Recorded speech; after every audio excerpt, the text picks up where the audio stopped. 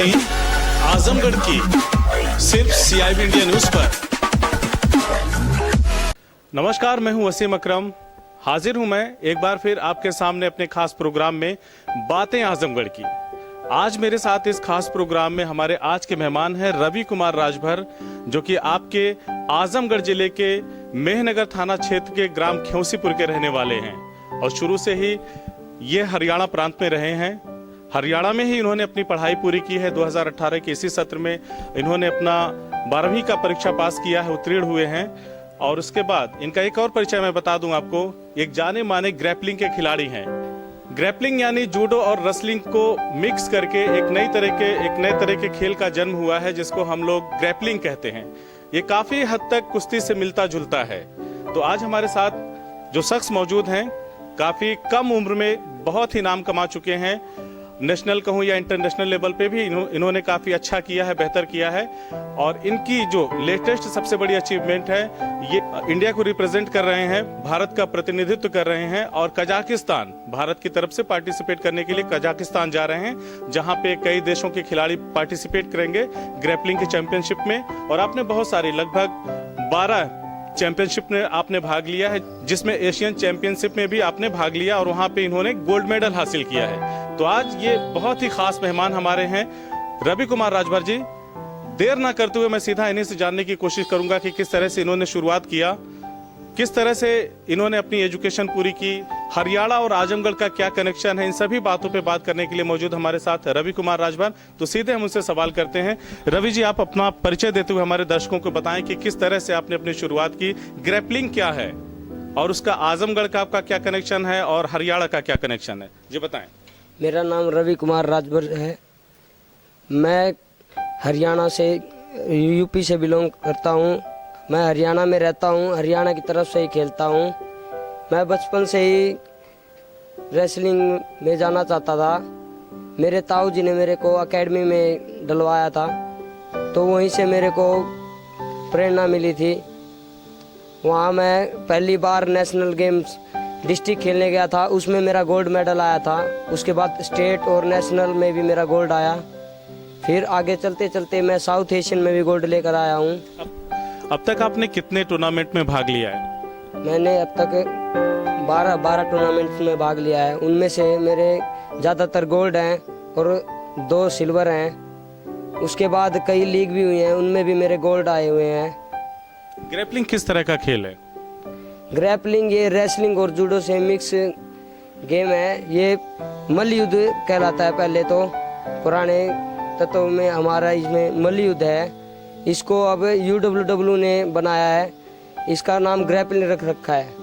पहले तो हमारा रेसलिंग है, उसके बाद हमारा ग्रीको रोमन है, जो कमर से ऊपर ऊपर के दाव लगते हैं। और रेसलिंग में फ्री स्टाइल है, जो उसमें सारे शरीर पर दाव लगते हैं। और ग्रैपलिंग है, इसमें जूडो और रेसलिंग का मिक्स है। इसमें लोक चोक चलते हैं, जैसे पुराने महाभारत में लड़ाइयों में होता था कि हाथ तोड़ देते हैं, नाड़ तोड़ देते हैं, बेहोश करके जांग फाड़ देते हैं, ये लोग लगते हैं। इसका ही नाम ग्रैपलिंग रखा है। ये बाहर से। तो आपने भी कुछ इस तरह की विद्याएं सीखी है जो आप बता रहे हैं? महाभारत के काल में जिस तरह से लोग करते थे, मल्ल युद्ध करते थे, आपने भी सीखा? इसमें कुछ दांव पेच आते हैं आपको? हाँ, मेरे को ये इनमें से कई दाव आते हैं। ये मेरे कोच ने सिखाए थे मेरे को। अब मैं चाहता हूँ कि मैं बाहर भी सीखने जाऊँ, पर अभी थोड़ा टाइम लगेगा, क्योंकि अब मैं वर्ल्ड चैंपियनशिप खेलने के लिए जा रहा हूँ। उसके बाद ही मैं देखूंगा बाहर। वर्ल्ड चैंपियनशिप कब से है?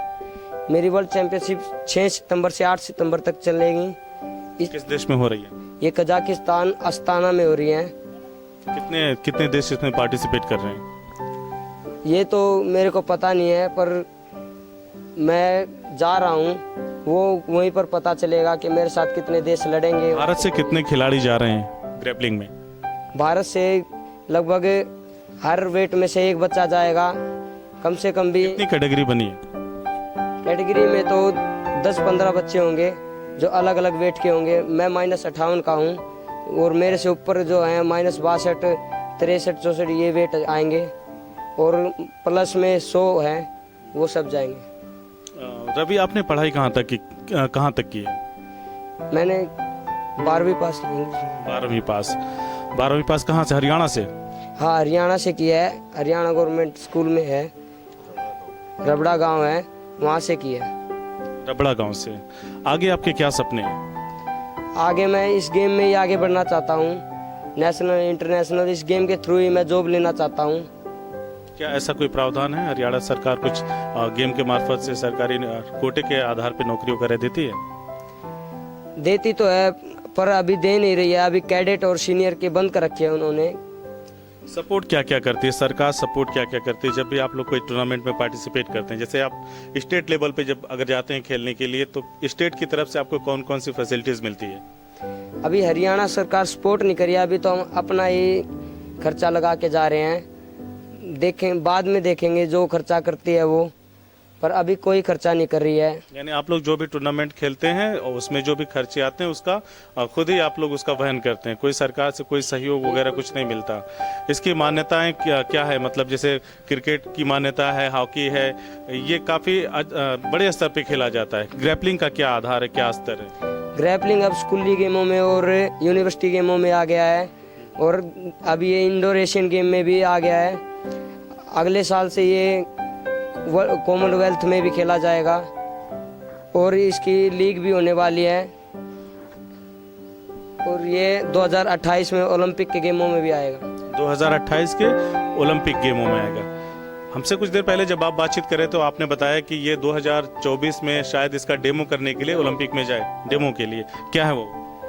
ये इसमें पहले डेमो जाता है, कोई भी गेम होता है तो वो पहले डेमो जाता है, उसके बाद ही उसको लिया जाता है किसी भी गेम में। तो इससे पहले हमारा 2024 में इसका डेमो जाएगा ओलंपिक में, और फिर 2028 में ओलंपिक में ये ऐड किया जाएगा, खेले जाएंगे, मेडलिस्ट गेम हो जाएगा। तो जैसा कि आपने सुना, रवि कुमार राजभर के सपने बड़े हैं, ग्रैपलिंग में अच्छा करना चाहते हैं। और एक अच्छी बात यह है कि जिस तरह से हमारे देश में आईपीएल में टीमें खेल रही हैं, प्रो कबड्डी वगैरह हो रहा है, उसी तरह से उसी तर्ज पे हो सकता है आने वाले सत्र में 2019 वाले सत्र में ग्रैपलिंग को भी इस तरह के आयोजन का हिस्सा बनाया जाए। और जैसा कि रवि राजभर का कहना था कि हो सकता है वहाँ पे खिलाड़ियों की बोली भी लगाई जाए। हमारी भी ये इच्छा है कि ये अच्छे दामों में बिकें, ताकि ये जो भी इनकी हसरतें हैं, चाहे इंटरनेशनल लेवल पे जाके पार्टिसिपेट करने की है या अच्छे से अच्छी ट्रेनिंग लेने की इनकी जो हसरत है वो पूरी हो सके। और हरियाणा के साथ साथ, क्योंकि आजमगढ़ में आपका जन्म स्थान आजमगढ़ है, तो हरियाणा के साथ साथ आजमगढ़ का लाल भी कमाल करेगा और पूरी दुनिया में धमाल करेगा। खैर, इस वक्त मेरे साथ एक और हस्ती मौजूद हैं। मेरी दाहिनी तरफ जैसा कि आप देख रहे हैं, लाल टी शर्ट पहने हुए सूबेदार राजभर जी हैं। हमारी भी ये इच्छा है कि ये अच्छे दामों में बिकें, ताकि ये जो भी इनकी हसरतें हैं, चाहे इंटरनेशनल लेवल पे जाके पार्टिसिपेट करने की है या अच्छे से अच्छी ट्रेनिंग लेने की इनकी जो हसरत है वो पूरी हो सके।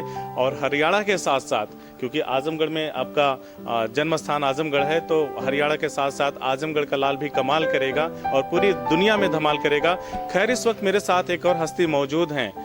मेरी दाहिनी तरफ जैसा कि आप देख रहे हैं, लाल टी शर्ट पहने हुए सूबेदार राजभर जी हैं, जो कि रवि राजभर जी के पिताजी हैं। उनसे भी हम कुछ बातचीत करेंगे कि क्या सपने हैं, किस तरह से उन्होंने अपने बेटे को पढ़ाया, प्रारंभिक शिक्षा कहाँ से दी, कैसे आगे वो बढ़ रहे हैं, क्या आपका सहयोग है, कितने बच्चे हैं, क्या क्या करते हैं, उन्हीं से जानते हैं। सर, सबसे पहले तो आप हमारे दर्शकों को अपना परिचय दीजिएगा, फिर उसके बारे में उसके बाद हम लोग आगे बातचीत करेंगे। बताएं सर। हमारा ग्राम खिंसीपुर, जिला आजमगढ़ का रहने वाला हूँ और मैं हरियाणा में जाके प्लम्बर का काम करता हूँ। हरियाणा में आप प्लम्बर का काम करते हैं। कितने बच्चे हैं आपके? हमारे पास हैं 4 लड़के, 2 लड़की और 2 लड़के। 2 लड़के 2 लड़कियां हैं आपके। सबसे बड़े कौन है? सबसे बड़ी लड़की किरण है, वो MCA की है, और उससे छोटी लड़की है BA करके स्टेनो को की है। रवि जो है ये 12वें में, और अमन कुमार जो है वो 9 में है। यानी आपके सारे बच्चे लगभग पढ़ाई लिखाई में हैं और कुछ ना कुछ कर रहे हैं, है ना? कैसा लगता है जब इंटरनेशनल लेवल पे या नेशनल लेवल पे या स्टेट लेवल पे ये सुनने में आए कि रवि राजभर ने ये अचीवमेंट किया, गोल्ड मेडल जीता, उस वक्त कैसा महसूस होता है? हमें बहुत खुशी हुई कि हमारा लड़का जो है वर्ल्ड चैंपियन में जाएगा और जीत के आया है, हमारे जिले का, हमारे देश का नाम रोशन करेगा। तो देख रहे हैं किस तरह से ये एक पिता के जज्बात हैं, एक पिता किस तरह से भावुक हो जाते हैं जब उनका बच्चा कुछ बेहतर करता है, कुछ अच्छा करता है। और एक चीज मैं आपको बता दूं, तो सभी दर्शकों को एक चीज बता दूं, आप भी जो कैमरे के सामने देख रहे हैं, ये वो खुशी के आंसू हैं, ये वो जज्बात के आंसू हैं जो पूरे देश के लिए हैं। रवि राजभर आज जो कर रहे हैं ये आजमगढ़ के लोगों का सपना है। बहुत सारे डार्क शेड्स हैं आजमगढ़ के, लेकिन कुछ ऐसे होनहार युवा आजमगढ़ से निकल रहे हैं जो विश्व पटल पर छा करके उन्होंने आजमगढ़ का नाम, मान, सम्मान हर तरीके से बढ़ाया है। तो हमें ऐसे लोगों को हर तरीके से उनका जो मॉरल है बढ़ाना है, उनका सपोर्ट करना है, सहयोग करना है और ऐसी प्रतिभाओं को खोज निकालना है, उनको तराशने की कोशिश करना है। ये सिर्फ एक पिता की जिम्मेदारी नहीं है, ये हम सबकी जिम्मेदारी है। सर, किरण के बारे में जैसा कि मैं बात कर रहा था रवि से, तो रवि ने बताया कि किरण दीदी मेरा काफ़ी सपोर्ट करती हैं और जो भी सैलरी वगैरह पाती हैं सब मेरी ट्रेनिंग पे खर्चा करती हैं। क्या है वो सब, थोड़ा सा हमें भी बताएं। हमें जी वो किरण लड़की जो है वो बहुत सहयोग करती है और जो कमाती है कुछ अपने को रखती है, कुछ इस लड़के को खर्च देती है। हम तो एक दिन कमाते हैं, 2 दिन बैठ जाते हैं, हमारे खर्चे से तो घर का भी खर्चा नहीं चलता। अच्छा, ये बताएं कि जैसे अभी इंटरनेशनल लेवल में खेलने जा रहे हैं कजाकिस्तान, रवि जा रहे हैं कजाकिस्तान, तो हरियाणा गवर्नमेंट ने कोई सपोर्ट या कुछ ऐसा किया? कुछ नहीं जी, हरियाणा सरकार कुछ नहीं दी और अपने पल्ले से हमने जो है किया। रवि, आपसे मेरा सवाल है कि किस तरह से आप चीज़ों को कर रहे हैं। जैसे मान लीजिए सितंबर में आपकी ट्रेनिंग, उससे पहले ही आपको सारी चीज़ें कर लेनी होंगी। तो कजाकिस्तान जाने के लिए जैसा कि आपके पिताजी भी बता रहे हैं कि सरकार से कोई मदद नहीं मिलती है, तो किस तरह से आप लोग अपने उस चीज़ को, खर्चों को कैसे वो करेंगे? अभी बातें चल रही हैं कई फाउंडेशन में, वो उन्होंने कहा तो है पर अभी पता नहीं है। तकरीबन कितने का खर्च आ जाएगा? ये 2-2.5 लाख का आएगा खर्च सारा। अब धीरे धीरे पूरा होगा, देखेंगे। सितंबर अभी बहुत दूर है, इतना तो हो सकता है हो जाए। तो आप देख ही रहे हैं कि किस तरह से चीज़ें निकल के आ रही हैं। एक अच्छा खेल, ग्रैपलिंग का एक अच्छा खेल है, कुश्ती का फ्री स्टाइल कुश्ती जैसा है, जूडो भी इसमें, जूडो की शक्ल भी आप इसमें आपको नज़र आ सकती है। और उसमें एक होनहार युवा जो कि अभी तो कह नहीं सकते कि क्योंकि इनकी उम्र बहुत कम है तो अर्निंग की कोई रिसोर्सेज नहीं है, इनका एक ही सपना है पढ़ाई के साथ साथ कि मैं ग्रैपलिंग में नाम कमाऊं और आजमगढ़ या हरियाणा और उसके साथ साथ इंडिया का नाम भी वर्ल्ड लेवल पे मैं रोशन करूं। ये तभी मुमकिन हो पाएगा जब इनकी ज़रूरतें, इनकी ट्रेनिंग वगैरह सही समय से, सही तरीके से पूरी होंगी। हमारे देश में कई तरह के खेल खेले जाते हैं, क्रिकेट उनमें सबसे ज़्यादा पॉपुलर है, उसके बाद फुटबॉल, हॉकी, कबड्डी, खो खो, दुनिया भर के खेल खेले जाते हैं। लेकिन एक कहावत है कि कहावत नहीं है, हकीकत है कि क्रिकेट में सब कुछ दब के रह गया है। हालांकि कुछ लोगों ने, कुछ कारपोरेट घरानों ने नई नई चीज़ों की शुरुआत करके दूसरे खेलों के खिलाड़ियों को भी आगे बढ़ाने की कोशिश की है। अब आप देख सकते हैं कि कमर्शियल वे में फुटबॉल भी हमारे देश में खेला जा रहा है, कबड्डी भी खेला जा रहा है, हॉकी भी खेला जा रहा है। और अगर सब कुछ ठीक रहा तो अगले सत्र से 2019 से ग्रैपलिंग भी उसी श्रेणी में आ जाएगा, तो इससे बहुत ज़्यादा फायदा होगा नए खिलाड़ियों को, युवा खिलाड़ियों को अपनी तैयारियों को करने के लिए।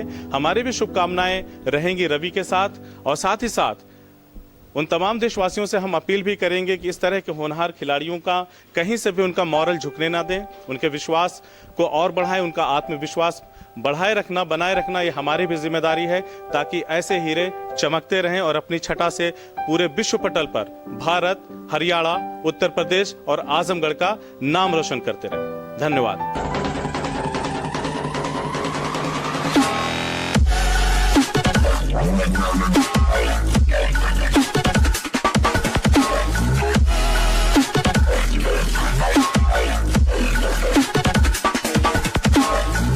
बातें आजमगढ़ की सिर्फ CIB इंडिया न्यूज पर।